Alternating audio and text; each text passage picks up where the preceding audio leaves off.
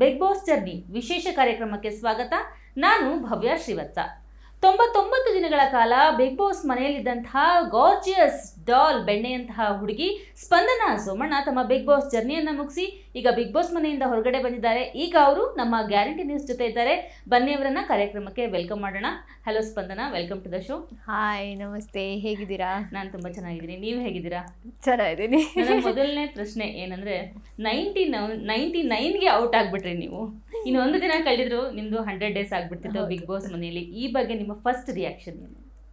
ಖುಷಿ ಇದೆ, at the same time ತುಂಬ ಬೇಜಾರು ಇದೆ. ನೀವು ಹೇಳ್ದಂಗೆ ಹತ್ರ ಬಂದು ಹೋಯ್ತು ಅನ್ನೋ ಥರ ಒಂದು ಬೇಜಾರಿದೆ. ಬಟ್ ನಾನು ಇಷ್ಟು ದಿನ ಏನಿದೆ ಅದು ಕಂಪ್ಲೀಟಾಗಿ ಒಂಥರ ನಾನಾಗಿದ್ದೆ ಅಂತನೋ ಅಥವಾ ನಾನು ಕಂಪ್ಲೀಟ್ಲಿ ಎಂಜಾಯ್ ಮಾಡಿದ ದಿನಗಳು, ಅದನ್ನು ಲೈಫ್ ಟೈಮಿಗೆ ಚೆರಿಷ್ ಮಾಡ್ತೀನಿ. ಸೊ ಅದಕ್ಕೆ ಖುಷಿ ಇದೆ. ನಿಮ್ಮ ಮೇಲಿರುವಂತಹ ಒಂದು ದೊಡ್ಡ ಆಪಾದನೆ ಅಂತ ಅನ್ಕೊಂತಿರೋ, ಏನು ಅನ್ಕೊಂತಿರೋ ನನಗೆ ಗೊತ್ತಿಲ್ಲ, ಲಕ್ಕಿ ಗರ್ಲ್ ಅಂದರೆ ಬಿಗ್ ಬಾಸ್ನ ಲಕ್ಕಿ ಗರ್ಲ್ ಸ್ಪಂದನ ಪ್ರತಿ ವಾರ ಸೇವ್ ಆಗ್ತಾ ಬಂದರು. ಆದರೂ ಕೂಡ 99 ಡೇಸ್ ನೀವು ಅಲ್ಲಿ ಸರ್ವೈವ್ ಆಗಿದ್ದೀರಾ. ಜನಗಳನ್ನ ನೂರಾರು ಹೇಳ್ತಾರೆ, ಅವ್ರು ನೋಡೋ ಪ್ರಾಸ್ಪೆಕ್ಟಿವ್ ಬೇರೆ ಇರುತ್ತೆ, ನಿಮ್ಮ ಆಟನೇ ಬೇರೆ ಇರುತ್ತೆ. ಸೊ ಈ ಬಗ್ಗೆ ನೀವು ಲಕ್ಕಿ ಗರ್ಲ್ ಅಲ್ಲಿ ಬಿಗ್ ಬಾಸ್ ಮನೆಯಲ್ಲಿ, ನೀವು ಈ ಬಗ್ಗೆ ನಿಮ್ಗೇನು ಅನ್ಸುತ್ತೆ? ಅದೇ ನಂಗೆ ಏನು ಅನಿಸುತ್ತೆ ಅಂದರೆ, ಅಲ್ಲಿಗೆ ಹೋಗೋಕ್ಕೆ ಎಲ್ಲರಿಗೂ ಒಂದು ಲಕ್ ಫ್ಯಾಕ್ಟರ್ ಇರಲೇಬೇಕು. ಇವಾಗ ಎಷ್ಟು ಜನ ನಾವು ಹೋಗಿದ್ವಿ ಅಷ್ಟು ದೊಡ್ಡ ಪ್ಲ್ಯಾಟ್ಫಾರ್ಮ್ಗೆ, ಎಲ್ಲರಿಗೂ ಲಕ್ ಫ್ಯಾಕ್ಟರ್ ಇದೆ ಅಂತ ಅನಿಸುತ್ತೆ. ಬಟ್ ಲಕ್ಕಿಂದನೇ ಸೇವ್ ಆಗ್ತೀವಿ ಅಂದರೆ ಅಲ್ಲಿ ಸಾಧ್ಯನೇ ಇಲ್ಲ. ಬಿಕಾಸ್ ಆ ಬಿಗ್ ಬಾಸ್ ಮನೆಯಲ್ಲಿ ಒಂದೊಂದು ದಿನವೂ ಸರ್ವೈವಲ್ ಸಿಕ್ಕಾಪಟ್ಟೆ ಕಷ್ಟ. ವಾರಗಳು ಕಳೀತಾ ನಾವೇ ಬ್ಲ್ಯಾಂಕ್ ಔಟ್ ಆಗ್ತೀವಿ ಕೆಲವು ಸತಿ. ನಾವು ಏನು ಮಾಡ್ತಿದ್ದೀವಿ, ಏನು ಮಾಡಬೇಕು ಅನ್ನೋದಕ್ಕೆ ಬ್ಲ್ಯಾಂಕ್ ಔಟ್ ಆಗುತ್ತೆ. ಮತ್ತು ನಾವೇ ಅದನ್ನು ಯಾರ ಹತ್ರ ಹೇಳ್ಕೊಳಕ್ಕಾಗಲ್ಲ. ಎಷ್ಟೇ ಫ್ರೆಂಡ್ಶಿಪ್ ಅಂತಿದ್ರು, ಎಷ್ಟೇ ಕಂಫರ್ಟ್ ಝೋನ್ ಅಂತ ಇದ್ರು, ಅದನ್ನು ಹೇಳ್ಕೊಳಕ್ಕಾಗಲ್ಲ. ಅದನ್ನು ನಾವೇ ಫೈಟ್ ಮಾಡಬೇಕು. ಅದಕ್ಕೆ ನಮ್ಗೆ ಫೈಟ್ ಮಾಡೋಕ್ಕೆ ಜಾಸ್ತಿ ಟೈಮೂ ಇರಲ್ಲ. ಲೈಕ್ ಇವತ್ತು ರಾತ್ರಿಲಿ we have to back up, ಮತ್ತೆ ಕಮ್ ಬ್ಯಾಕ್ ಸ್ಟ್ರಾಂಗರ್, ಅದೇ ಥರ ಇರುತ್ತೆ. ಸೊ ಲಕ್ ಮೇಲೆ ಇಷ್ಟು ದಿನ ಇದ್ದೆ ಅಂತ ಅಫ್ಕೋರ್ಸ್ ನಾನು ಒಪ್ಪಲ್ಲ. And it's an opinion. ಹೊರಗಡೆಯಿಂದ ನೀವು ಹೇಳ್ದಂಗೆ ನಾವು ಮನೇಲೆ 13 ಜನ ಇದ್ದರೆ ಮನೇಲಿ 13 ಪರ್ಸ್ಪೆಕ್ಟಿವ್ ಓಡ್ತಿರುತ್ತೆ. ಇನ್ನು ಹೊರಗಡೆ ನೋಡುವಾಗ ಒಂದಷ್ಟು ಪರ್ಸ್ಪೆಕ್ಟಿವ್ಸ್ ಬರುತ್ತೆ. So it is on opinion, it is okay ಅಂತ ಅನ್ಸುತ್ತೆ. ಓಕೆ, ಬಿಗ್ ಬಾಸು ತುಂಬ ಸಾಫ್ಟ್ ಆಗಿರೋರ್ಗಲ್ಲ ಅಂತ ಹೇಳ್ತಾರೆ. ಬಿಗ್ ಬಾಸು ತುಂಬಾ ಜಗಳ ಆಡೋರ್ಗೂ ಅಲ್ಲ, ತುಂಬ ಮಾತಾಡೋರಿಗೆ ಬಿಗ್ ಬಾಸು, ತುಂಬ ಎಂಟರ್ಟೈನ್ ಮಾಡೋರಿಗೆ ಬಿಗ್ ಬಾಸ್, ಈ ಥರ ಎಲ್ಲ ಮಾತಾಡ್ತಾರೆ. ನೀವು 99 ದಿನಗಳ ಕಾಲ ಅಲ್ಲಿದ್ರಿ. ನಿಮ್ಗೆ ಏನು ಅನಿಸುತ್ತೆ? ಯಾಕೆಂದರೆ ತುಂಬ ಸಾಫ್ಟ್ ಆಗಿದ್ರಿ. ನಿಮ್ಮಮ್ಮ ಹೇಳ್ತಿದ್ರು, ನಾವು ತುಂಬ ಸಾಫ್ಟಾಗಿ ಬೆಳೆಸಿದ್ದೀವಿ ನಮ್ಮ ಮಗಳನ್ನ, ತುಂಬ ಬೆಣ್ಣೆ ಥರ ನಮ್ಮ ಮಗಳು ಅಂತ. ನೀವು ನೋಡಲಿಕ್ಕೂ ಹಾಗೆ ಇದ್ದೀರಾ, ನಿಮ್ಮ ಆಟನೂ ಕೂಡ ಹಾಗೆ ಇತ್ತು, ಬೆಣ್ಣೆಯಂತಹ ಆಟ. ಅದೇ ಒಂದು ಒಳ್ಳೆತನದಿಂದ ನೀವು 99 ದಿನ ಸರ್ವೈವ್ ಆಗಿದ್ರ. ಸೊ ನೀವು ಅಲ್ಲಿ ಇದ್ದಂತಹ ಒಂದು ಕ್ಷಣದಲ್ಲಿ ನಿಮಗೆ ಬಿಗ್ ಬಾಸ್ ಅಂದರೆ ಯಾವ ಥರದ ಆಟ ಅಂತ ಅನ್ನಿಸ್ತು ನಿಮಗೆ? ಅಂದರೆ ಬಿಗ್ ಬಾಸ್ನ ಎಲ್ಲರೂ ನೋಡೋ ಪರ್ಸ್ಪೆಕ್ಟಿವ್ ಬೇರೆ ಥರ ಇರುತ್ತೆ. ಬಟ್ ಆ ಮನೆಗೆ ಎಲ್ಲನೂ ಬೇಕು ಅಂತ ಅನಿಸುತ್ತೆ. ಈಗ ಎಲ್ಲರೂ ಕಿರ್ಚಾಡಿ ಮಾತಾಡೋರೇ ಇದ್ದರೆ ಐ ಥಿಂಕ್ ಅದಕ್ಕೇನು ನೋಟಿಸೇ ಮಾಡೋಕ್ಕೆ ಪಾಯಿಂಟ್ ಇರಲ್ಲ ಅನಿಸುತ್ತೆ. ಹಾಗೆ ಎಲ್ಲರೂ ಸಾಫ್ಟ್ ಆಗಿದ್ರೂ ಅದು ವರ್ಕೌಟ್ ಆಗಲ್ಲ ಅನಿಸುತ್ತೆ. So it's a mixture of all characters. And ಪ್ರತಿ ಸೀಸನು, ಇದು ಒಂದೇ ಸೀಸನ್ ಅಂತಲ್ಲ, ಪ್ರತಿ ಸೀಸನಲ್ಲೂ ಎಲ್ಲ ಥರದವ್ರದ್ದು ಎಲ್ಲ ಥರದ ಕ್ಯಾರೆಕ್ಟರ್ಸು ಇರ್ತಾರೆ. ಬಟ್ ಆ ಕ್ಯಾರೆಕ್ಟರ್ಸಲ್ಲಿ ನಾವು ಹೆಂಗೆ ಗೇಮ್ ಆಡ್ತೀವಿ, ಹೆಂಗೆ ನಾವು ಕಾರಣಗಳು ಕೊಡ್ತೀವಿ, ಯಾವ ಸಿಚುವೇಷನಲ್ಲಿ ಹೆಂಗೆ ರಿಯಾಕ್ಟ್ ಮಾಡ್ತೀವಿ, ಅದ್ರ ಮೇಲೆ ನಾವು ಎಷ್ಟು ವಾರ ಇರ್ತೀವಿ ಅನ್ನೋದು ಬೇಸ್ ಆಗಿರುತ್ತೆ ಅನಿಸುತ್ತೆ. ಓಕೆ, ಲಾಸ್ಟ್ ವೀಕ್ ನೀವು ಮನೆಯಿಂದ ಹೊರಗಡೆ ಬರುವಂಥ ಲಾಸ್ಟ್ ಬಾಗ್ಲನ್ನ ತಟ್ಟಿ ಮತ್ತೆ ಹೊರಗಡೆ ಹೋಗಿದ್ರಿ. 2 ಕಾರಲ್ಲಿ ನೀವು ಮತ್ತು ಮಾಳು ಅವ್ರು ಕೂರ್ತಾರೆ, ಮಾಳು ಅವ್ರು ಔಟ್ ಆಗ್ತಾರೆ, ನೀವು ವಿನ್ ಆಗ್ತೀರಾ. ನೀವು ತುಂಬ ಎಮೋಷ್ನಲ್ ಆಗಿಬಿಡ್ತೀರಾ. ಆ ಒಂದು ಸಿಚುಯೇಷನ್ನು ನಿಮಗೆ ಲಾಸ್ಟ್ ವೀಕೇನೆ ನಾನು ಹೊರಗಡೆ ಹೋಗ್ತೀನಿ ಅನಿಸುತ್ತಾ, ಅಥವಾ ನಾನು ಇದ್ದೇ ಇರ್ತೀನಿ ಈ ವೀಕ್ ಅಂತ ನಿಮ್ಗೆ ಏನಾದ್ರು ಕ್ಲೂ ಸಿಕ್ಕಿತ್ತಾ?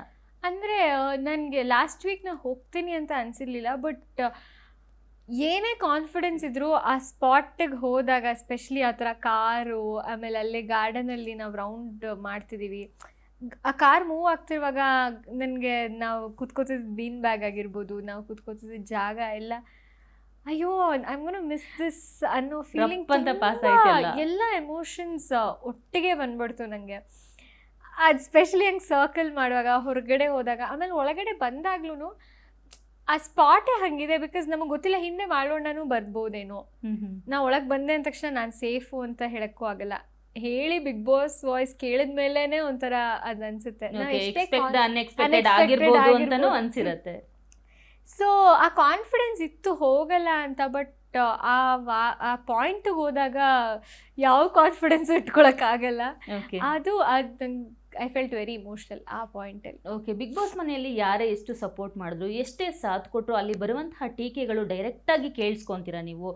ಕಲರ್ಸ್ ಕನ್ನಡದ ಮನೆ ಮಗಳು ಅಂತ ಹೇಳ್ತಾರೆ, ಲಕ್ಕಿ ಗರ್ಲ್ ಅಂತ ಹೇಳ್ತಾರೆ, ಡೈರೆಕ್ಟಾಗಿ ಇವ್ರಿಗೆ ಸಾಥ್ ಕೊಡ್ತಾ ಇದ್ದಾರೆ, ಈ ಥರ ಎಲ್ಲ ಹೇಳ್ತಾರೆ. ಕಾಲು ನೋವಾಗಿದ್ದು ಕೂಡ ಕೆಲವೊಂದು ಕಡೆ ಇಲ್ಲ, ಇವ್ರು ಕಾಲು ನೋವಾಗಿ ಉಳ್ಕೊಂಡ್ಬಿಟ್ರು, ಆ ಕಾಲು ನೋವಲ್ಲೇ ನೀವು ಕ್ಯಾಪ್ಟನ್ ಆಗ್ತೀರಾ, ಜೋಡಿ ಕ್ಯಾಪ್ಟನ್ ಆಗ್ತೀರಾ. ಸೊ ಆ ಒಂದು ಸಿಚುವೇಶನಲ್ಲಿ ನಿಮ್ಗೆ ಏನು ಥಾಟ್ ಓಡ್ತಾ ಇತ್ತು? ಅಂದರೆ ಕಾಲು ಏಟಾದಾಗ ನಂಗೆ ಭಯ ಆಗಿದೆ ಏನಂದರೆ, ನಾನು ಕಳಿಸ್ಬಿಟ್ರೆ ಇವರು ಅಂತ. ನನ್ನ ಕನ್ಫ್ಯೂಷನ್ ರೂಮಿಗೆ ಕರ್ಕೊಂಡು ಹೋಗ್ತಾರೆ, ನನಗೆ ಏನಾಗಿಲ್ಲ ಬಿಡಿ ಅದು ನೋವಿದ್ರು ಲೈಕ್ ಕಳಿಸ್ಬಿಟ್ರೆ ಅನ್ನೋದೊಂದು ತಲೆಗೆ ಬರುತ್ತೆ. ಬಿಕಾಸ್ ನಾನು ಟಾಸ್ಕ್ ಆಡಿದ್ದೆ ಇಲ್ಲಿ ಉಳ್ಕೋಬೇಕು ಅಂತ. ಬಟ್ ಅದೇ ಕಾರಣಕ್ಕೆ ನನ್ನ ಮನೆಯಿಂದ ಕಳಿಸ್ಬಿಟ್ರೆ ಅನ್ನೋದೊಂದು ಸ್ವಲ್ಪ ಇದಾಗುತ್ತೆ.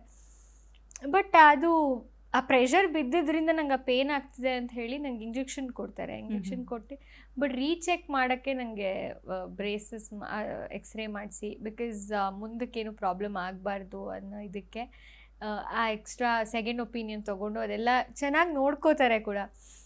ಬಟ್ ಆ ಪಾಯಿಂಟಲ್ಲಿ ಒಂದೇ ನಂಗೆ ತಲೆಗೆ ಹೊಡ್ತಿದ್ದು, ಆ ವಾರ ನಾನು ಜೋಡಿ ಇರೋದ್ರಿಂದ ನಂಗೆ ಅದೇನಿದೆ ಟಾಸ್ಕ್ಗೆ ಅಭಿನ್ ನಾನು ಚಾಯ್ಸ್ ಮಾಡ್ಕೋತೀನಿ. ಅವನು ಗೇಮ್ಸ್ ಚೆನ್ನಾಗಿ ಆಡ್ತಿದ್ದ ಅಂತ ಇದಕ್ಕೆ ಈ ವಾರ ನಾನು ಚೆನ್ನಾಗಿ ಆಡಬೇಕು, ಪ್ರೂವ್ ಮಾಡ್ಕೋಬೇಕು, ಅದೇನು ಟಾಸ್ಕ್ ಅನ್ನೋದು ಒಂದು ಏನಿದೆ I have to take it out ಅಂತ. ಓಕೆ. ಆ ಜೋಶಲ್ಲೇ ಆಡೋಕ್ಕೋಗಿ ನನ್ನ ಕಾಲಿಗೆ ಏಟು. ಬಟ್ ನಿಮ್ಮ ಆಟವನ್ನ ಚೈತ್ರ ಅವರು ಆಡಿ ನೀವು ಕ್ಯಾಪ್ಟನ್ ಆಗಿದ್ದು, ಸೊ ಅದನ್ನ ಒಪ್ಕೊಳ್ಳೋಕೆ ನೀವು ರೆಡಿ ಇದ್ರಾ? ಯಾಕೆಂದ್ರೆ ಅದಾದ ಒಂದು 2 ದಿನದಲ್ಲೇ ಗಿಲ್ಲಿಯವ್ರು ಬಂದು ಆ ಒಂದು ಬೆಡ್ಡನ್ನು ಯೂಸ್ ಮಾಡಿದ್ರಿಂದ, ಸೊ ಆ ಒಂದು ರೂಮನ್ನೇ ಬಾಗಿಲು ಹಾಕ್ಬಿಟ್ರು, ಕ್ಯಾಪ್ಟನ್ ರೂಮನ್ನ. ಸೊ ಆವಾಗ ಏನು ಅನ್ನಿಸ್ತು ನಿಮಗೆ? ಅದು ಒಂಥರ ಮಿಕ್ಸ್ಡ್ ಎಮೋಷನ್ಸಲ್ಲೇ ನಾನು ತೊಗೊಂಡೆ ಅದನ್ನು. ಒಂದು ನನಗೆ ಆಪರ್ಚುನಿಟಿ ಕೊಟ್ಟಿರ್ತಾರೆ ಬಿಗ್ ಬಾಸ್, ನಿಮ್ಗೆ ಬೇಕಂದರೆ ಮನವೊಲಿಸ್ಬೋದು, ಇಲ್ಲಾಂದರೆ ಇಲ್ಲ ಅಂತ. ಬಟ್ ನನ್ನಿಂದ ಅಭಿನೂ ಇಡೀ ವಾರ ಕೂತ್ಕೋಬೇಕಾಗುತ್ತೆ ಅನ್ನೋದು ಒಂದು ತಲೆಯಲ್ಲಿ ಬರುತ್ತೆ. ಆ್ಯಂಡ್ ಅವ್ರು ಆಪ್ಷನ್ ಕೊಟ್ಟಿದ್ದಾಗ ಐ ಥಿಂಕ್ ನಾನು ಯಾಕೆ ಹೌ ಇಂಪಾರ್ಟೆಂಟ್ ಕ್ಯಾಪ್ಟನ್ ಆಗೋದು ಅಂತ ಹೇಳಿ ಮನವೊಲಿಸ್ಬೋದು ಅಂತಲೂ ಒಂದಿರುತ್ತೆ. ಆ ಟೈಮಲ್ಲಿ ಅವ್ರು ಗೆಲ್ತಾರೆ, ಅದರಿಂದ ನಾನು ಕ್ಯಾಪ್ಟನ್ ಆಗ್ತೀನಿ, ಅಷ್ಟೆಲ್ಲ ದೂರ ಯೋಚನೆ ಮಾಡಿರಲ್ಲ ನಾನು. ಬಟ್ ಅವ್ರು ಗೆದ್ದಾಗ ಖುಷಿನೂ ಆಗುತ್ತೆ. ಅಟ್ ದ ಸೇಮ್ ಟೈಮ್ ಯಾರೋ ಆಡಿದ ಆಟ ನಾನು ಆಡಿಲ್ವಲ್ಲ, how fair it is.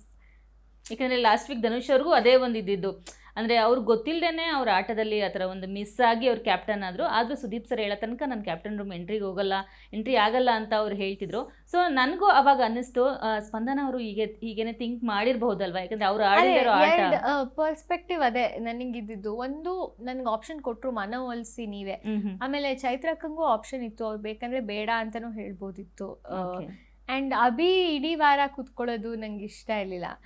But captain ಅಂತ ಆದಾಗ ಅದು ನಮ್ಮ ಆಟಕ್ಕೆ ತುಂಬ ಪ್ಲಸ್ ಆಗುತ್ತೆ. ಯಾಕಂದರೆ ಇಡೀ ವಾರ ಒಂದು ಅಧಿಕಾರ ಹೋಗ್ತಿರೋದ್ರಿಂದ ಜನಗಳಿಗೆ ನಾವು ಯಾರು ಅನ್ನೋದು ಕ್ಲೀನಾಗಿ ಗೊತ್ತಾಗುತ್ತೆ. ಸೊ ಓಕೆ, ಅಲ್ಲಿ ನಾನು ಪ್ರೂವ್ ಮಾಡೋಣ, ಈ ಆಪರ್ಚುನಿಟಿ, ಈ ಮಾತುಗಳು ಬಂದೇ ಬರುತ್ತೆ ಅನ್ನೋದು ನನಗೆ ಗೊತ್ತಿತ್ತು, ಯಾರೋ ಆಡೇ ಬಂದಿರೋದು. ಬಟ್ ಅದನ್ನು ನಾನು ಚೆನ್ನಾಗಿ ಯೂಟಿಲೈಸ್ ಮಾಡಿ I will prove them wrong ಅಂತಿತ್ತು. ಬಟ್ ಆಮೇಲೆ ಚೈತ್ರಕ್ಕಂಗೆ ಯಾವಾಗ ಆಪ್ಷನ್ ಕೊಟ್ಟು ಅವ್ರು ತಗೊಂಡ್ರು, ಬೇಜಾರಾಗದೆ ಜೊತೆಗೆ ಒಂಥರ ರಿಲೀಫ್ ಆಯಿತು. ಇಟ್ಸ್ ಓಕೆ, ನಾನು ಆಡಿಲ್ಲ ಅದನ್ನ, ಓಕೆ ಆಗಿದೊಂಥರ ಒಳ್ಳೇದಕ್ಕೆ, ಎಲ್ಲನೂ ಆಗೋದು ಒಳ್ಳೇದಕ್ಕೇನೆ ಅನ್ಸುತ್ತೆ ಅಂತ ಫೀಲ್ ಆಯಿತು. ಓಕೆ. ಬಿಗ್ ಬಾಸ್ ಮನೆಯಲ್ಲಿ ಇದ್ದಷ್ಟು ದಿನವೂ ನಿಮ್ಮ ಒಂದು ಬ್ಯೂಟಿ ಇದೆಯಲ್ಲ, ಎಲ್ಲರೂ ತುಂಬ ಇಷ್ಟಪಡ್ತಿದ್ರು. ಅಶ್ವಿನಿ ಮೇಡಮ್ ಕೂಡ ಹೇಳ್ತಾ ಇದ್ರು, ಒಂಥರ ನ್ಯಾಚುರಲ್ ಬ್ಯೂಟಿ, ಮೇಕಪ್ಪೇ ಬೇಡ ಅವಳಿಗೆ ಅಂತ ಹೇಳ್ತಿದ್ರು. ಸೊ ಈ ಇಷ್ಟೊಂದು ಗಾರ್ಜಿಯಸ್ ಡಾಲವ್, ಮೈಸೂರು ಹುಡುಗಿ, ಬೆಣ್ಣೆ ಹುಡುಗಿ ಸ್ಪಂದನ ಅವರು ಯಾವುದೇ ಒಂದು ಲವ್ ಟ್ರ್ಯಾಕ್ ಅಲ್ಲಿ ಶುರು ಆಗಲಿಲ್ಲ. ಇನ್ಫ್ಯಾಕ್ಟ್ ರಿಷಾ ಅವರು ಕೂಡ ಒಂದು ಮಾತುಕತೆಯಲ್ಲಿ ಹೇಳ್ತಾರೆ, ನೀನು ಯಾಕೊಂದು ಲವ್ ಟ್ರ್ಯಾಕ್ ಶುರು, ಆ ಥರದ್ದೆಲ್ಲ ಮಾತುಕತೆ ನಡೆದಿರುತ್ತೆ. ಯಾಕೆ ಒಂದು ಲವ್ ಟ್ರ್ಯಾಕು ಅಥವಾ ಬೇರೆ ಏನೋ ಒಂದು ಶುರು ಆಗಿಲ್ಲ, ಜೋಡಿ ಈ ಥರ ಕಾಲೆಳೆಯೋದು, ಕಾವ್ಯ ಗಿಲ್ಲಿ ಥರ ಆ ಥರ ಏನು ಇರಲಿಲ್ವಾ ನಿಮ್ಮ ಮನಸ್ಸಲ್ಲಿ? ಇಲ್ಲ, ಯಾರು ಇಷ್ಟ ಆಗ್ಲಿಲ್ವಾ ಬಿಗ್ ಬಾಸ್ ಮನೇಲಿ ಇದ್ದಂತಹ ಹುಡುಗರು? ಇಷ್ಟ ಆಗಲಿಲ್ಲ ಅಂದರೆ ಐ ಥಿಂಕ್ ನಂಗೆ ಫ್ರೆಂಡ್ಶಿಪ್ ಆ್ಯಕ್ಚುಲಿ ತುಂಬ ನಂಗೆ ಸುಮಾರು, ಇವಾಗ ನಾನು ಕಾವ್ಯ ಆಗಿರ್ಬೋದು, ನಾನು ಧನು ಆಗಿರ್ಬೋದು, ನಾನು ಗಿಲ್ಲಿ, ಇನ್ಫ್ಯಾಕ್ಟ್ ಕಾಲು ಎಳೆಯೋದಾಗಿರ್ಬೋದು, ತಮಾಷೆ ಮಾಡೋದಾಗಿರ್ಬೋದು, ನಾನು ಆ ಥರ ನಂಗೆ ಫ್ರೆಂಡ್ಶಿಪ್ ಇತ್ತು ಜೆನ್ಯೂನ್ ಆಗಿ. ನಂಗೆ ಅನಿಸಿದ್ದದೆ. ಬಟ್ ಆಟಕ್ಕೋಸ್ಕರ ಒಂದು ಟ್ರ್ಯಾಕ್ ಮಾಡ್ಕೋಬೇಕು, ಅದರಿಂದ ನಾವಿಲ್ಲಿ ಸರ್ವೈವ್ ಆಗ್ಬೋದು, ಅದರಿಂದ ನಮಗೆ ಮೈಲೇಜ್ ಸಿಗುತ್ತೆ ಅಂತೇನಿತ್ತು, ಅದು ಯಾವುದು ಥಾಟ್ಸ್ ಇರಲಿಲ್ಲ. ಓಕೆ. ಯಾರೋ ಮಾಡ್ತಿದ್ದಾರೆ, ಅದಕ್ಕೆ ನಾನು ಮಾಡೋಣ. ಓಕೆ. ಇಷ್ಟೆಲ್ಲ ಇರಬೇಕಾದ್ರೆ ಧ್ರುವಂತ್ ಅವರು ಅಲಿಗೇಷನ್ ಮಾಡ್ತಾರೆ ನಿಮ್ಮ ಮೇಲೆ, ಅಂದರೆ ಅವರು ನನ್ನನ್ನು ಒಂಥರ ಇಂಪ್ರೆಸ್ ಮಾಡೋ ಥರ ಮಾತಾಡ್ತಿದ್ದಾರೆ ಅನ್ನೋ ಥರ ಒಂದು ಅಲಿಗೇಷನ್ ಮಾಡ್ತಾರೆ ಧ್ರುವಂತ್ ಅವರು. ಅದು ಯಾಕೆ ಆ ಸಿಚುವೇಶನ್ ಕ್ರಿಯೇಟ್ ಆಯಿತು ಅಂತ? ಅಂದರೆ ಧ್ರುವಂತ್ ಅವ್ರದ್ದು ನಂದು ಫಸ್ಟ್ ಡೇಯಿಂದನೇ ಫಸ್ಟ್ ಜಗಳ ಅವ್ರ ಜೊತೆನೇ ಆಗಿರುತ್ತೆ ನಂದು ಜಂಟಿಯಾಗಿರುವಾಗಲೇ. ಬಟ್ ಆ ಜಗಳ ಬಿಟ್ಟು ಓಕೆ ನಾವು ಇಡೀ ಸೀಸನ್ ಮಾತಾಡದೆ ಅಂತೂ ಇರೋಕ್ಕಾಗಲ್ಲ, ಮಾತಾಡೋಣ ಅಂತ ಹೋದಾಗ ಅವ್ರಿಗೆ ಏನೋ ನನ್ನ ಸ್ಟ್ರಾಟಜಿ ಯೂಸ್ ಮಾಡ್ತಿದ್ದೀನಿ, ನನ್ನಿಂದೇನೋ ವಿಷಯ ಕಲೆಕ್ಟ್ ಮಾಡ್ಕೊಂಡು ನನಗೆ ಇದು ಮಾಡೋಕ್ಕೆ ಟ್ರೈ ಮಾಡ್ತಿದ್ದಾರೆ ಅಂತ ಫೀಲ್ ಆಯಿತು ಅನಿಸುತ್ತೆ. ಓಕೆ ಬಟ್ ಓಕೆ, ನೀವು ಬಿಗ್ ಬಾಸ್ ಮನೆಯಲ್ಲಿ ಅಟ್ ಪ್ರೆಸೆಂಟ್ ಏನನ್ನ ಮಿಸ್ ಮಾಡ್ಕೊಳ್ತಾ ಇದ್ದೀರಾ? ತುಂಬ ಮನೇನೇ ಮಿಸ್ ಮಾಡ್ಕೋತಾ ಇದ್ದೀನಿ ಆ್ಯಕ್ಚುಲಿ. ಅಂದರೆ ತುಂಬ ಬ್ರೈಟ್ ಆಗಿತ್ತು ಒಂಥರ ಯಾವಾಗಲೂ. ಆ್ಯಂಡ್ ಫೋನ್ ಇರಲಿಲ್ಲ, ಸೊ ಯಾವಾಗಲೂ ಕಾನ್ಸ್ಟೆಂಟಾಗಿ ಯಾರೋ ಯಾರ ಜೊತೆನೂ ಮಾತಾಡ್ತಾನೆ ಇದ್ವಿ. ಎಲ್ಲರೂ ಒಂದು ಸೈಡಲ್ಲಿ ಕೂತ್ಕೊಂಡ್ರೆ ಯಾಕೋ ಈ ವಾರ ಡಲ್ ಆಗಿದ್ದಾರಲ್ಲ ಅಂತ ಬಂದ್ಬಿಡ್ತಿತ್ತು. ಅದೊಂದು ಕಾರಣ. ಅದರ ಜೊತೆಗೆ ಏನು ಬೇರೆ ಇಲ್ಲದೆ ಇರೋದ್ರಿಂದ ಮಾತು ಅದರಲ್ಲೇ ಇರ್ತಿದ್ವಿ. ಸೊ ಅದನ್ನು ಮಿಸ್ ಮಾಡ್ಕೋತೀನಿ. ಇವಾಗ ಪ್ರಾಬ್ಲಿ ಫೋನ್ ನೋಡೋದ್ರಲ್ಲಿ ಕಟ್ ಅಂದ ತಕ್ಷಣ ನಾವು ಫೋನ್ ನೋಡ್ತಾ ಇದೀವಲ್ಲ, ಅದಿಲ್ಲದೆ ಇರೋದನ್ನು ಕೂಡ ಐ ಮಿಸ್ ಇಟ್. ಓಕೆ, ಇನ್ನು ನೀವು ಬರಬೇಕಾದ್ರೆ ಸುದೀಪ್ ಸರ್ ಕೂಡ ಒಂದು ಮಾತು ಹೇಳಿದ್ರು, ಅನ್ಸಿದ್ದನ್ನ ನೇರವಾಗಿ ಹೇಳಲಿಲ್ಲ ನೀವು, ಅದಕ್ಕೆ ನೀವು ಇಷ್ಟು ಬೇಗ ಬಂದ್ಬಿಟ್ರಿ, ಅಂದರೆ ಬಂದ್ರಿ ನೀವು ಹೊರಗಡೆ ಅಂತ ಹೇಳಿದ್ರು. ಬಟ್ 14 ವಾರ 99 ದಿನಗಳ ಜರ್ನಿ ಅಂದರೆ ಸಾಮಾನ್ಯವಾದ ಜರ್ನಿ ಅಲ್ವೇ ಅಲ್ಲ. ಸೊ ಇಂಥ ಒಂದು ಜರ್ನಿಯಲ್ಲಿ ನಿಮಗೆ ಅಲ್ಲಿ ಧನು ಅವರು ತುಂಬ ಕ್ಲೋಸ್ ಇದ್ದರು, ಕಾವ್ಯ ಅವರು ತುಂಬ ಕ್ಲೋಸ್ ಇದ್ದರು. ಇದೆಲ್ಲವನ್ನ ಬಿಟ್ಟು, ಅಂದರೆ ಅವ್ರ ಹತ್ರ ಇರುವಂತಹ ಬಾಂಡಿಂಗನ್ನು ಬಿಟ್ಟು ನೇರವಾಗಿ ಹೇಳೋದಾದರೆ ಬಿಗ್ ಬಾಸನ್ನು ಯಾರು ಗೆಲ್ತಾರೆ ನಿಮ್ಗೆ ಅನ್ಸಿದ ಪ್ರಕಾರ? ನನಗೆ ಧನು ಅಥವಾ ಗಿಲ್ಲಿ ಗೆಲ್ಲಬೇಕು ಅಂತ ಅನ್ಸುತ್ತೆ. ಅವರಲ್ಲಿ ಒಬ್ಬರು ಗೆಲ್ತಾರೆ ಅಂತ ಅನ್ಸುತ್ತೆ, ಹೊರಗೆ ಬಂದು. ಆ್ಯಂಡ್ ಓಕೆ, ಮತ್ತೆ ಅಲ್ಲಿ ಟಾಪ್ 5 ಅಲ್ಲಿ ಯಾರು ಬರ್ತಾರೆ? ಅದೇ ಆಲ್ರೆಡಿ 8 ಮೆಂಬರ್ಸ್ ಇದ್ದಾರೆ, ಟಾಪ್ 5 ಅಲ್ಲಿ ಯಾರು ಬರ್ತಾರೆ? ಗಿಲ್ಲಿ ಬರ್ತಾನೆ ಅನ್ಸುತ್ತೆ. ಧನು ಐ ಥಿಂಕ್ ಕ್ಯಾಪ್ಟನ್ಸಿ ಆಗಿರೋದ್ರಿಂದ ಅವನಿರ್ತಾನೆ ಅನ್ಸುತ್ತೆ.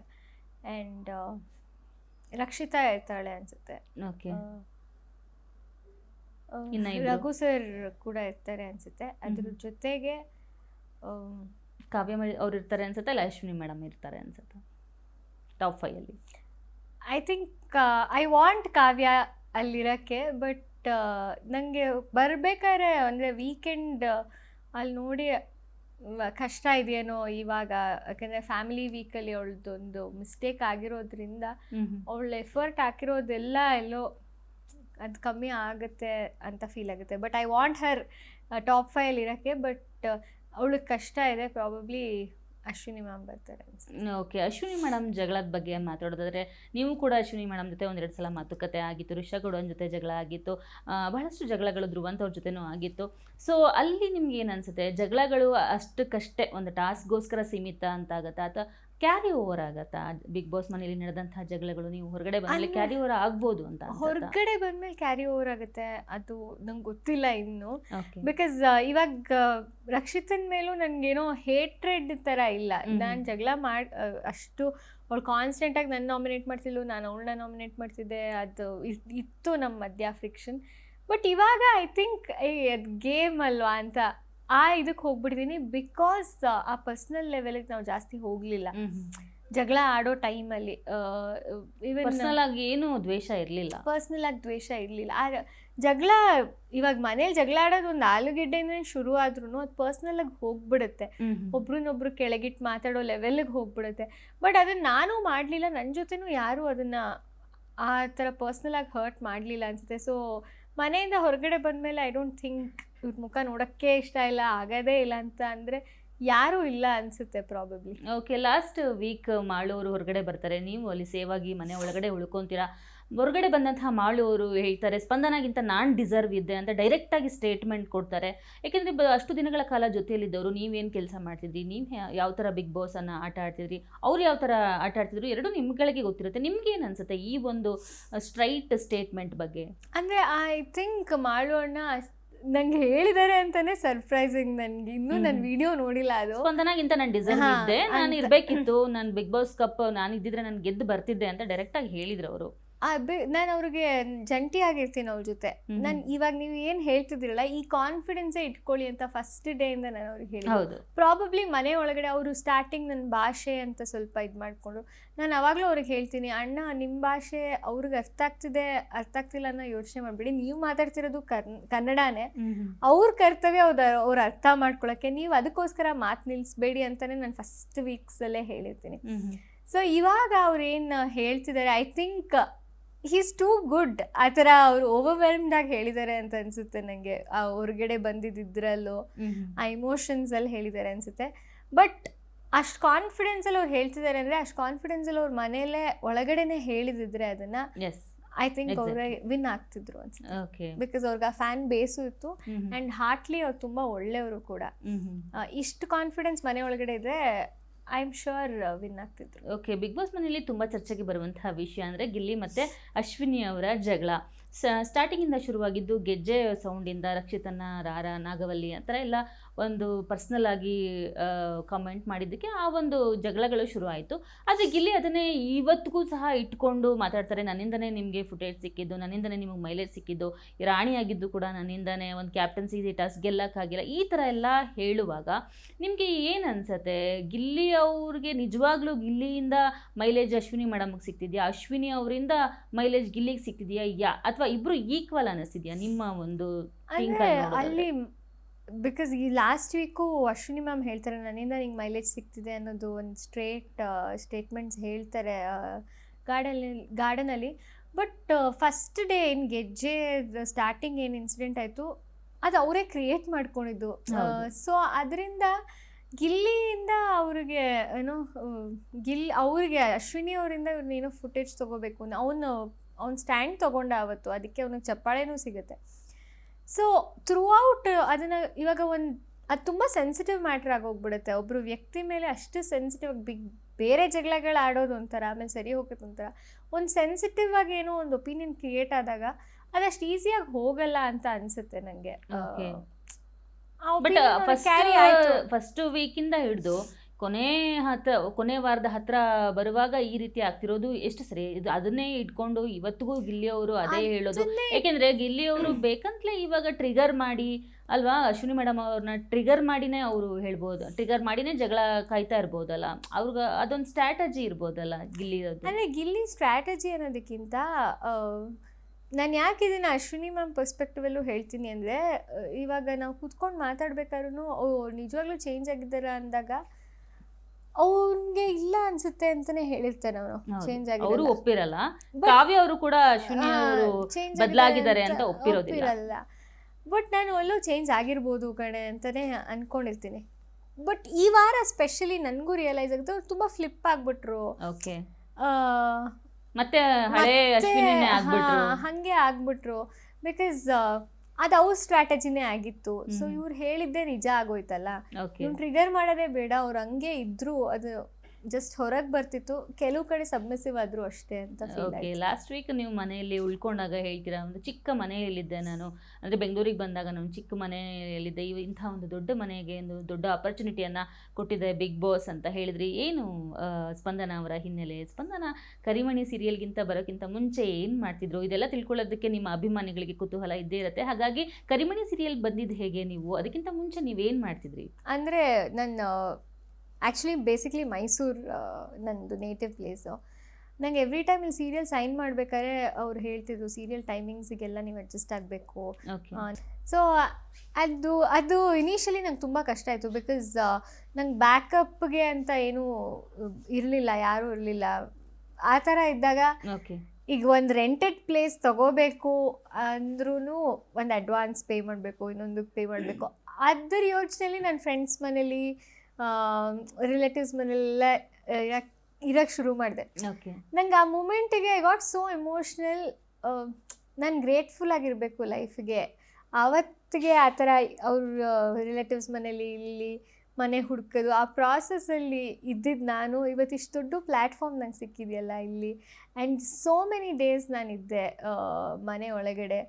ಇಟ್ಸ್ ಬಿಕಾಸ್ ಆಫ್ ಎಲ್ಲರೂ ಜನಗಳಿಂದ ಅದು ಆ ಒಂದು ಗ್ರ್ಯಾಟಿಟ್ಯೂಡ್ ನಂಗೆ ತುಂಬ ಆ ಮೂಮೆಂಟಿಗೆ ಫೀಲ್ ಆಯಿತು. ಹೌದು, ಬಿಗ್ ಬಾಸ್ ಮನೇಲಿ ಎಷ್ಟೇ ಟ್ರಿಗರ್ ಮಾಡಿದ್ರು, ಅವರೆಷ್ಟೇ ಸಿಚುವೇಶನ್ಗಳಿಗೆ ಬಂದರೂ ಸಹ ನೀವು ಕೆಲವೊಂದು ಸಲ ಜಗಳ ಆಡಿದ್ದೀರಾ. ಅದು ಬಿಟ್ಟು ನಿಮ್ಮ ಒಂದು ತನವನ್ನು, ನಿಮ್ಮ ವ್ಯಕ್ತಿತ್ವವನ್ನು ಎಲ್ಲೂ ಬಿಟ್ಕೊಟ್ಟಿಲ್ಲ. ಬಹಳ ಚೆನ್ನಾಗಿ ಸಾಫ್ಟಾಗೇ ಆಟವನ್ನು ಆಡಿದ್ದೀರಾ. ಇನ್ನು ಫೈನಲ್ಲಿಗೆ ಬರೋದಾದರೆ, ಫೈನಲಲ್ಲಿ ಈ ಸಲ ತುಂಬ ಜನ ಹೇಳ್ತಿದ್ದಾರೆ ಯಾರು ಹೆಣ್ಮಕ್ಳು ಶ್ರುತಿ ಅವ್ರನ್ನ ಬಿಟ್ಟು ಹೆಣ್ಮಕ್ಳು ಯಾರು ಗೆದ್ದಿಲ್ಲ, ಅಶ್ವಿನಿ ಅವ್ರು ಗೆದ್ದೇ ಗೆಲ್ತಾರೆ, ತುಂಬ ಟಫ್ ಅಂದರೆ ಫಿಸಿಕಲಿನೂ ಕೂಡ ಒಳ್ಳೆ ಕಂಟೆಸ್ಟೆಂಟ್, ಮತ್ತು ಅವರು ಎಲ್ಲವನ್ನ ಮೆಟ್ಟು ನಿಂತು ಏಕಾಂಗಿಯಾಗಿ ಹೋರಾಡಿದ್ದಾರೆ ಅಷ್ಟು ದಿನಗಳ ಕಾಲ. ಅಷ್ಟೊಂದು ಜಗಳಗಳನ್ನ ಬೇರೆ ಯಾರಾದರೂ ಆಗಿರೋ ಅಷ್ಟೊಂದು ತಡ್ಕೊಳ್ಳೋಕೆ ಚಾನ್ಸೇ ಇರಲಿಲ್ಲ. ಈ ಥರ ಎಲ್ಲ ಟಾಕ್ಸ್ ಇದೆ, ಈ ಬಗ್ಗೆ ಏನು ಹೇಳ್ತೀರಾ? ಅಶ್ವಿನಿ ಅವರು ಟಾಪಿಗೆ ಬರ್ತಾರೆ, ಗೆಲ್ತಾರೆ ಅಂತ ಅನ್ಸತ್ತಾ?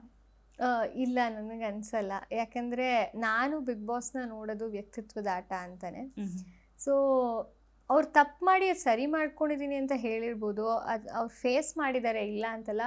ಬಟ್ ಅವ್ರು ಫೇಸ್ ಮಾಡೋ ಸಿಚುಯೇಷನ್ನು ಅವರೇ ತಂದ್ಕೊಂಡ್ರು ಅಂತ ಅನಿಸುತ್ತೆ. ಇವಾಗ ಫಾರ್ ಎಕ್ಸಾಂಪಲ್ ಸ್ಟಾರ್ಟಿಂಗ್ ವೀಕ್ಸಲ್ಲಿ ಆಗಿರ್ಬೋದು, ಕೆಲವು ಪದ ಬಳಕೆ ಅಂತ ಏನು ಹೇಳ್ತಾರೆ ಬೇರೆಯವ್ರಿಗೆ, ಅದೆಲ್ಲ ಅವರು ಮಾಡಿದ್ರು. ಆ್ಯಂಡ್ ಇವಾಗ ರೀಸೆಂಟಾಗಿ ಪ್ರೀವಿಯಸ್ ವೀಕ್ ಅಂತ ತೊಗೊಂಡಾಗ್ಲೂ ವೀಕೆಂಡಲ್ಲಿ ಇವಾಗ ರಾಶಿಕಾ ಪಂಚ್ ಮಾಡುವಾಗ ಒಂದಷ್ಟು ಸ್ಟೇಟ್ಮೆಂಟ್ಸ್ ಮಾಡೋದಾಗಿರ್ಬೋದು, ಹೌದು ಸರಿ ಹೋಗಿದ್ದಾರೆ, ನಾನು ಕರೆಕ್ಟ್ ಮಾಡ್ಕೊಂಡಿದ್ದೀನಿ ಅಂತ ಹೇಳಿದ್ರು ಅವ್ರಿಗೆ ಹೇಗೆ ಪದ ಬಳಕೆ ಅಥವಾ ಏಕವಚನ ಮಾಡೋದು ತಪ್ಪು ಅಂತ ಅಷ್ಟು ಹೇಳುವಾಗ ಅವರು ಅದೆಲ್ಲ ಮಾಡಬಾರ್ದಿತ್ತು ಅನಿಸುತ್ತೆ. ಅದು ಕೂಡ ಅವ್ರ ವ್ಯಕ್ತಿತ್ವನೇ ಅಲ್ವಾ ಅಂತ ಅನಿಸುತ್ತೆ.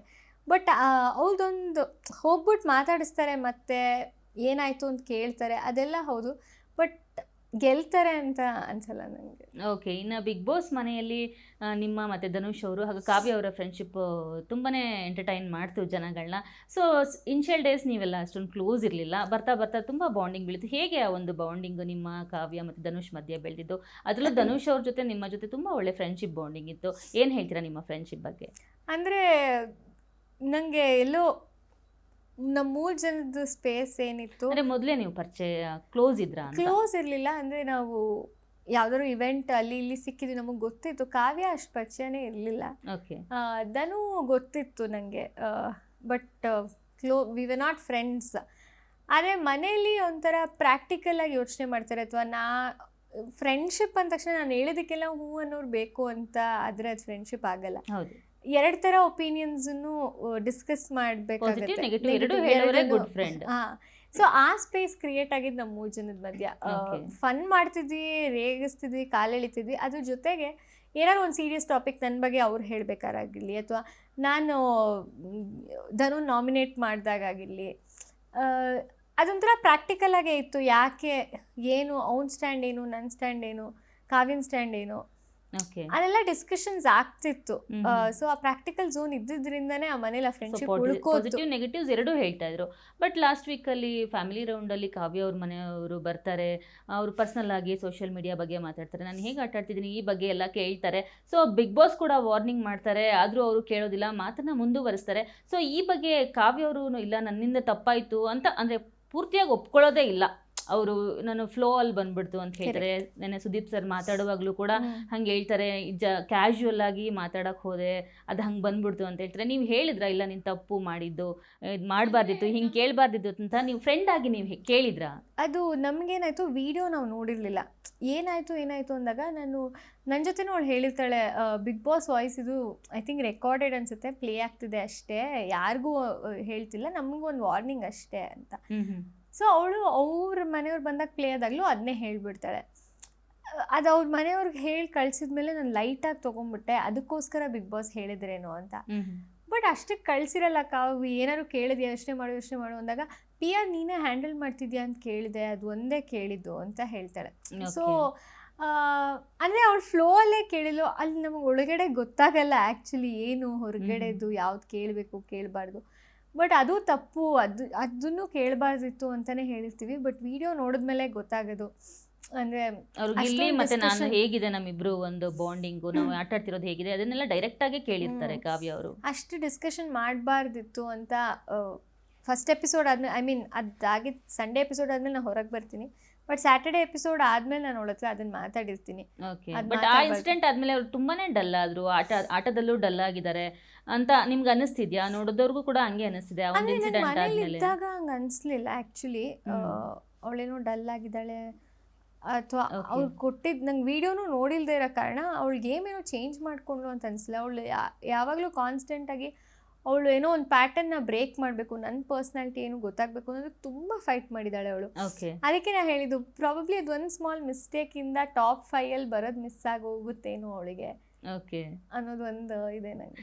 ಓಕೆ. ಈಗ ಬಿಗ್ ಬಾಸ್ ಮನೆಯಲ್ಲಿ ಒಬ್ಬೊಬ್ರಿಗೆ ಒಂದೊಂದು ಥರ ಫ್ರೆಂಡ್ಶಿಪ್ ಇದೆ, ಒಂದೊಂದು ಗ್ರೂಪ್ ಇದೆ. ಧ್ರುವಂತ್ ಅವರು, ಅಶ್ವಿನಿ ಅವರು ಕ್ಲೋಸ್ ಇದ್ರು, ನೀವು ಎಲ್ಲ ಕ್ಲೋಸ್ ಇದ್ರಿ, ಗಿಲ್ಲಿ ಕಾವ್ಯ ಅವರೇ ಒಂಥರ ಕ್ಲೋಸ್ ಇದ್ರಿ. ಆದರೆ ಎಲ್ಲರೂ ಜೊತೆನೂ ಕ್ಲೋಸ್ ಆಗಿರುವಂಥ ಒಂದು ವ್ಯಕ್ತಿತ್ವ ಅಂದರೆ ರಕ್ಷಿತಾ ಅವರು.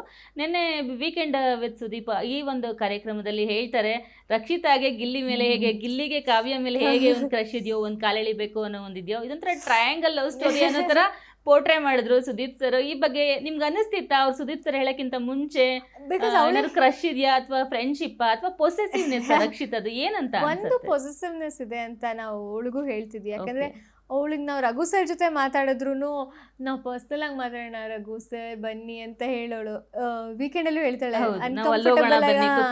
ಆ ತರ ಮಾಡೋಳು. ಸೊ ಅವಳಿಗೆ ಇಲ್ಲಿ ಮೇಲೂ ಒಂದು ಪೊಸೆಸಿವ್ನೆಸ್ ಇದೆ ಅಂತ ಗೊತ್ತಿತ್ತು. ಬಟ್ ಲಾಸ್ಟ್ ವೀಕ್ ಅವಳು ಹೇಳ್ತಾಳೆ ಅಂದ್ರೆ ನನಗೆ ಆ್ಯಕ್ಚುಲಿ ಈ ಥರ ಹುಡುಗರು ಇಷ್ಟ, ಕಿತಾಪತಿ ಮಾಡೋರು, ಅದು ತುಂಬ ಫನ್ ಆಗಿರುತ್ತೆ ಅಂತ. ಆದರೆ ಬೆಸ್ಟ್ ಫ್ರೆಂಡ್ ಥರ ಅಂತಲೂ ಆ್ಯಡ್ ಮಾಡ್ತಾಳೆ. ಬಟ್ ಅದೆಲ್ಲ ಕನೆಕ್ಟ್ ಮಾಡ್ಕೊಂಡು ಇದಕ್ಕೇನೆ ಇವ್ರು ಕಾವ್ಯನ ನಾಮಿನೇಟ್ ಮಾಡ್ತಿದ್ದು, ಪ್ರತಿ ವಾರ ಎಲ್ಲದಕ್ಕೂ ಕಾವ್ಯನ ಹೆಸರು ತಗೋತಾ ಇದ್ದಿದ್ದು.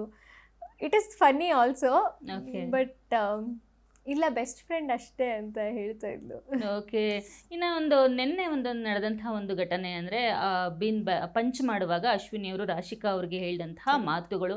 ಅಂದರೆ ರಾಶಿಕಾ ಅವರು ಏನಂತ ಹೇಳ್ತಾರೆ ಅಂದರೆ, ರಘು ಸರ್ ತೊಡೆ ಮೇಲೆಲ್ಲ ಮಲ್ಕೊಂತೀಯ, ರಘು ಅವ್ರ ತೊಡೆ ಮೇಲೆ ಒರುಕೊಂಡು ಕೂತಿರ್ತೀಯ. ಸೊ ಇಂತಹ ಒಂದು ಹೇಳಿಕೆಗಳು ಎಷ್ಟು ಸರಿ? ಏಕೆಂದರೆ ಅಷ್ಟು ದಿನ ಮನೆಯಲ್ಲಿದ್ದಾಗ ಒಂದು ಬಾಂಡಿಂಗ್ ಬೆಳೆದಿರುತ್ತೆ, ಒಂದು ಫ್ರೆಂಡ್ಶಿಪ್ ಬೆಳೆದಿರುತ್ತೆ, ಅಣ್ಣ ಅಂದಾಗ ಅದೊಂದು ಫೀಲಿಂಗ್ ಬೆಳೆದಿರುತ್ತೆ.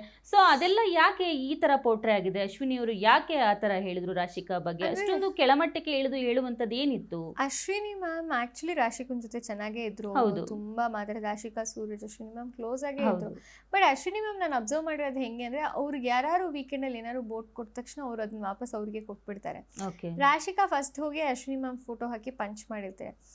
ಬಟ್ ಅವ್ರ ಡ್ರಾಬ್ಯಾಕ್ ನಾನು ಇವಾಗಲೇ ಹೇಳ್ದಂಗೆ, ಅವರು ವಾಪಸ್ ಪಂಚ್ ಮಾಡೋದು ತಪ್ಪಲ್ಲ. ಬಟ್ ಎಲ್ಲಿ ಇಟ್ಟು ಮಾತಾಡ್ತಾರೆ, ಗೇಮಲ್ಲೇ ಮಾತಾಡಿದ್ರೆ ಅವ್ರಿಗಷ್ಟು ಪ್ರಾಬ್ಲಮ್ ಆಗಲ್ಲನ. ಅದಕ್ಕೆ ಅವ್ರು ವಿನ್ ಆಗೋದು, ಇದು ಒಂದು ವ್ಯಕ್ತಿತ್ವದ ಆಟ ಅಂದಾಗ ಅವ್ರು ವಿನ್ ಆಗೋದು, ಐ ಡೋಂಟ್ ಥಿಂಕ್ ಅವ್ರು ವಿನ್ ಆಗಬೇಕು ಅಂತ ಹೇಳಿದ್ದು. ಅವ್ರ ಗೇಮ್ ಪರ್ಸ್ಪೆಕ್ಟಿವಲ್ಲಿ ಹೇಳಿದೆ ಅದನ್ನ ಎಲ್ಲೋ ಕೋಪದಲ್ಲೋ, ಆ ಸಿಚುಯೇಷನ್ನಲ್ಲೋ, ಆ ಹೀಟ್ ಆಫ್ ದ ಮೂಮೆಂಟ್ ಅಂತೇನು ಹೇಳ್ತಾರೆ, ಅದರಲ್ಲಿ ಒಂದು ಸ್ವಲ್ಪ shall go over the board. ಯಾಕಂದರೆ ನಾವೆಲ್ಲರೂ ರಘು ಸರ್ ಸುತ್ತಮುತ್ತ ಇದ್ವಿ. ಅವ್ರು ಇನ್ಫ್ಯಾಕ್ಟ್ ಎಷ್ಟು ವೀಕೆಂಡ್ಸಲ್ಲಿ ರಘು ಸರ್ ಜೊತೆ ಡ್ಯಾನ್ಸ್ ಮಾಡಿದ್ದಾರೆ. ಯಾಕಂದರೆ ಅವ್ರ ಪರ್ಸನ್ ಇರೋದೇ, ಅವ್ರ ಪರ್ಸ್ನಾಲಿಟಿ ಇರೋದೇ ಆ ಥರ, ಒಂಥರ ಕಂಫರ್ಟಬಲ್ ಆಗಿ ಹ್ಯಾಂಡಲ್ ಮಾಡ್ತಾರೆ, ನಮ್ಗೆ ಆ ಕಂಫರ್ಟ್ ಝೋನ್ ಕೊಟ್ಟಿದ್ದಾರೆ. ಅವರು ಅಷ್ಟು ಕ್ಲೋಸ್ ಆಗಿದ್ದು, ಅದು ಹೇಳಿದ್ದು. ಅವರು ಪದೇ ಪದೇ ಹೇಳ್ತಾರೆ, ತೀರಾ ಕೆಳಮಟ್ಟಕ್ಕೆ ಇಳಿದು ಎಷ್ಟು ಮಲಗಿಸ್ಬೇಕು, ಎಷ್ಟು ಕುಗ್ಗಿಸ್ಬೇಕು ಅಷ್ಟು ಕುಗ್ಗಿಸ್ತಾನೆ ಅಂತ ಹೇಳ್ತಿದ್ರು. ಬಟ್ ಈ ರಾಶಿಕಾ ಅವ್ರ ವಿಷಯದಲ್ಲಿ ಅವರು ಕೂಡ ತೀರಾ ಕೆಳಮಟ್ಟಕ್ಕೆ ಇಳಿದು ಕುಗ್ಸಿದ್ರು ಅಂತ ವೀಕ್ಷಕರಿಗೆ ಅನ್ನಿಸ್ತಿದೆ. ಅದು ಆ ಒಂದು ಎಪಿಸೋಡ್ನ ನೋಡಿದವ್ರಿಗೆ ಅನ್ನಿಸ್ತಿದೆ. ಮನೆಯಲ್ಲಿದ್ದು ನಿಮಗೂ ಆ ಥರ ಅನ್ನಿಸ್ತಾ? ಆ ಫೀಲ್ ಅಲ್ಲೇನೂ ಬಂತು. ಅವರು ಹೇಳಿದ ತಕ್ಷಣ ಯಾಕೆ ಈ ಥರ ಇಷ್ಟೊಂದು ಮಾತಾಡ್ತಿದ್ದಾರೆ ಹಂಗಂದರೆ, ಕಂಪ್ಲೀಟ್ಲಿ ಆ 2.0 ಏನಿತ್ತು ಅದು ಆ ವೀಕ್ ಅನಿಸ್ತಿತ್ತು ಫ್ಲಿಪ್ ಆಗಿದ್ದಾರೆ ಆ ಥರ ಇಲ್ಲ ಅಂತ. ಬಟ್ ಅಲ್ಲೊಂಥರ ಕನ್ಫರ್ಮ್ ಆಗಿರೋ ಥರನೇ, ನೋ ಅವರು ಚೇಂಜ್ ಆಗಿದ್ದೀನಿ, ಇದು ಅದೆಲ್ಲ ಇಲ್ವೇನೋ, ಶಿ ಸ್ಟಿಲ್ ದ ಸೇಮ್ ಅಂತ ಫೀಲ್ ಆಯಿತು. Overall Bigg Boss journey ಬಗ್ಗೆ ಒಂದು ಸೆಂಟೆನ್ಸ್ ಹೇಳೋದಾದ್ರೆ ಏನು ಹೇಳ್ತೀರಾ? ಒಂದು ಕನಸಿನ ಜೀವನ ಜೀವಿಸ್ತೆ ಅಂತ ಅನಿಸುತ್ತೆ. ಆ್ಯಂಡ್ ಪ್ರತಿದಿನನೂ ನಾನು ಜೀವಿಸ್ತೆ ಅಂತ ಅನಿಸುತ್ತೆ. ಅದು ಅಫ್ಕೋರ್ಸ್ ಪಾಸಿಟಿವ್, ನೆಗೆಟಿವ್ ಎಲ್ಲ ಥರ ಬರುತ್ತೆ. ಬಟ್ ನನ್ನ ಫ್ಯಾಮಿಲಿ ದೇ ಆರ್ ಹ್ಯಾಪಿ. ನಿನ್ನ ವ್ಯಕ್ತಿತ್ವ ಏನಿತ್ತು ಅದನ್ನು ಉಳಿಸ್ಕೊಂಡು ಆಟಾಡಿದ್ಯಾ, ಅದನ್ನು ನೀನು ಎಲ್ಲೂ ಬಿಟ್ಕೊಟ್ಟಿಲ್ಲ. ಹೌದು, ನೀನಾಗಿದ್ದಿದ್ದು ನಮ್ಗೆ ಖುಷಿ ಇದೆ. ಬಿಕಾಸ್ ಅಲ್ಲಿ ಕೆಲವು ದಿನಗಳು ಅನಿಸುತ್ತೆ ನಮಗೆ, ನಾವು ಏನು ಮಾಡ್ತಿದ್ದೀವಿ, ಎಕ್ಸ್ಟ್ರಾ ಮಾಡಬೇಕು, ಏನಾದ್ರು ಮಾಡಬೇಕಾ, ಇದಕ್ಕೋಸ್ಕರ ಒಂದು ಜಗಳ ಮಾಡೋದಾ, ಇದಕ್ಕೋಸ್ಕರ ಒಂದು ಟ್ರ್ಯಾಕ್ ಶುರು ಮಾಡಿಬಿಟ್ಟು ಉಳ್ಕೋಬೇಕಾ ಅಂತ ಆ ಥರ ಥಾಟ್ಸ್ ಬಂದರೂ ಅದನ್ನು ಅದು ನಾನಲ್ಲ, ಆಟಕ್ಕೋಸ್ಕರ ನನ್ನ ಥರ ನಾನು ಬಿಟ್ಕೊಟ್ಬಿಟ್ಟು ಆಡಲ್ಲ ಅಂತಲೇ ನನ್ನ ತಲೆಯಲ್ಲಿದ್ದು. ಆ್ಯಂಡ್ ಅದು ಸುಮಾರು ಜನಕ್ಕೆ ಇಷ್ಟ ಆಗಿದೆ. ಅದಕ್ಕೆ ನಾನು I am really thankful. Okay. 99 ದಿನಗಳ ಕಾಲ ಮನೆಯಲ್ಲಿದ್ದಂತಹ ಸ್ಪಂದನ ಅವರು ಕರ್ನಾಟಕದಲ್ಲಿ ತುಂಬ ಜನ ಹುಡುಗರಿಗೆ ಇಷ್ಟ ಆಗಿದ್ದಾರೆ. ನೀವು ಇವಾಗ ಮನೆಯಿಂದ ಹೊರಗಡೆ ಬಂದಿದ್ದೀರಾ, ಇನ್ನೂ ಅದರದ್ದು ಏನು ವ್ಯಾಲ್ಯೂ ಅಂತ ಗೊತ್ತಾಗುತ್ತೆ. ಸೊ ಎಲ್ರಿಗೂ ಒಂದು ಕ್ವಶನ್ ಕಾಡುತ್ತೆ, ಸ್ಪಂದನ ಅವ್ರಿಗೆ ಬಾಯ್ ಫ್ರೆಂಡ್ ಇದ್ದಾರಾ ಅಂತ. ನಿಮಗೆ ಬಾಯ್ ಫ್ರೆಂಡ್ ಇದ್ದಾರಾ? ಮದುವೆ ಮಾತುಕತೆ ಏನಾದ್ರು ನಡೀತಾ ಇದೆಯಾ? ಯಾಕೆಂದ್ರೆ ನಾನೊಂದು ವಿಡಿಯೋ ನೋಡಿದೆ, ನಾನು ಗಿಲ್ಲಿ ಮಾತಾಡ್ತಿರ್ತೀವಿ ಮದುವೆ ಬಗ್ಗೆನೇ, ಅದು ವೈರಲ್ ಆಗಿದೆ ಆ ವಿಡಿಯೋ. ನಾನು ಇವಾಗ ಊಟ ಮಾಡುವಾಗ ನೋಡ್ತಾ ಇದ್ದೆ.